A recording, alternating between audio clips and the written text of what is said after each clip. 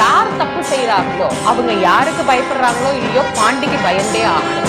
நீதி நெறி தவறாது இந்த உலக மக்களை காப்பாற்றக்கூடிய கருணை தெய்வமாக விளங்குகிற பாண்டி முனீஸ்வரர் கிட்ட போயிட்டு நான் தப்பே பண்ணல பாண்டி, ஆனா இவன் என்னை இப்படி கண்டிச்சுட்டான், இவனை நீ கேளு அப்படின்னு ஒரு வார்த்தை உள்ள முறிஞ்சு அவர்கிட்ட சொல்லிட்டு வந்தீங்கன்னா போதும். எவ்வளவு பெரிய ஆளா இருந்தாலும் பாண்டி பாத்துக்குவார். அதுக்கப்புறம் நமக்கு என்ன கவலை?